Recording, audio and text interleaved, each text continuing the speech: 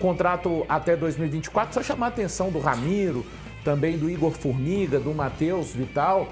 O Cruzeiro, diferente do ano passado, né? Nessa temporada a gente já vê um Cruzeiro que começa a fazer contratos um pouco mais longos, né? Com atletas, porque no ano passado o máximo foram 2 temporadas, então igual o caso do Matheus Vital, 3 temporadas. Acho que é um jogador que chega para se recuperar e voltar a atuar no seu melhor nível no Cruzeiro. Aqui, eu queria colocar em discussão aqui uma situação.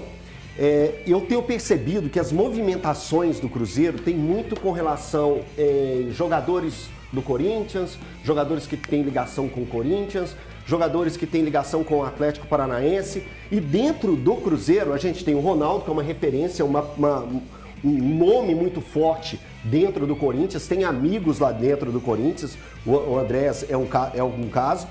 E o Paulo André tem uma relação muito boa dentro do Atlético Paranaense. Ale, tem alguma coisa a ver ou eu tô viajando? Você sabe que o Neto até questionou isso, né?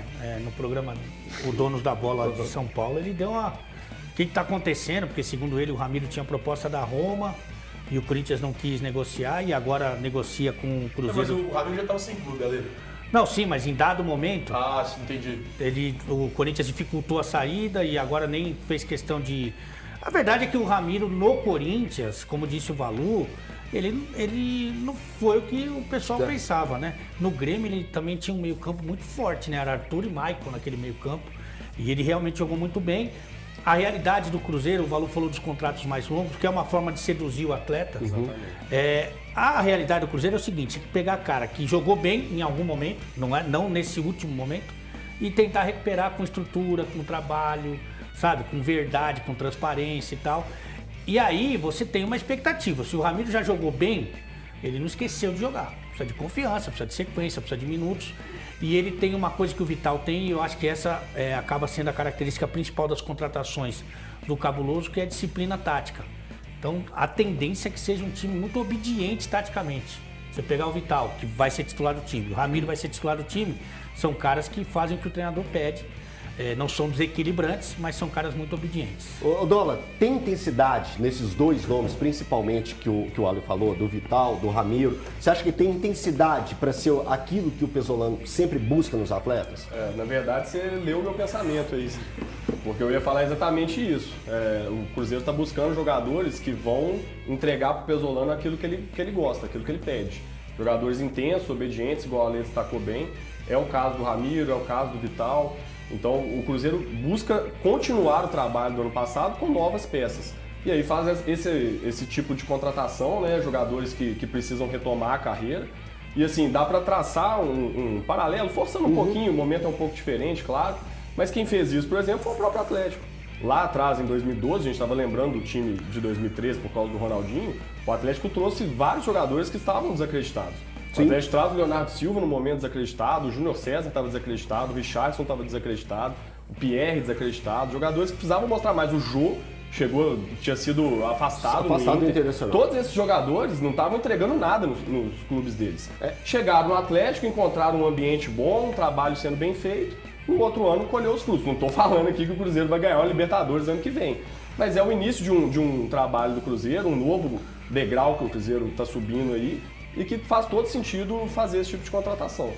Ô Luciano, agora falando de outro jogador que também foi oficializado pelo Cruzeiro, que é o Igor Formiga. E desse atleta, o que a gente pode falar, o que pode esperar? Eu vou fazer a mesma pergunta sempre, que aqui sempre gera uma discussão. Se chega para ser titular, chega para compor o grupo, como que o torcedor pode ver esse atleta? O que pode esperar desse atleta? Eu vi alguns jogos do Igor Formiga na Série B, um jogador que mostra potencial, principalmente no setor ofensivo, tem algumas questões defensivas para serem trabalhadas, mas tudo vai depender, por exemplo, do esquema tático que o Pesolano vai adotar. Se for 3 zagueiros e não precisa de um ala que defenda tão bem, tudo vai depender desse contexto todo. Então o Igor Formiga é um jogador novo também, de 23 anos, é uma posição muito difícil. A gente vê a Copa do Mundo e observa as seleções, não só a brasileira, mas várias seleções com dificuldade nas laterais. Então, o time que encontrar um lateral, na própria base mesmo, trabalha esse jogador, porque lateral no mundo está muito difícil. Então, o Cruzeiro aposta no Igor Formiga, sim, uma aposta, um jogador que apareceu bem na Série B, numa ponte um pouco bagunçada nessa temporada, mas pode ajudar, então tem muito potencial. Tem a questão do Giovani Jesus ainda que tem que ser observada, mas rapidamente sobre o Ramiro, Elton, eu imagino um Cruzeiro ali com 3 volantes, que o Ramiro é um volante, mas não é aquele volante pegador e também não é um meia. Escala o meio, no Grêmio, escala o meio. ele se destacou pelo lado direito, ali no corredor direito. Um primeiro volante, quem sabe seja o Romero, esse primeiro volante, um Ramiro jogando pela direita e o Neto Moura pela esquerda. 3 volantes, um time intenso, pegador no meio campo, a cara do Pessolano. Então seria esse o seu Cruzeiro aí, contando com essa vinda do Romero. Exatamente. Ó, daqui a pouquinho a gente vai falar muito, tem muita coisa ainda para falar.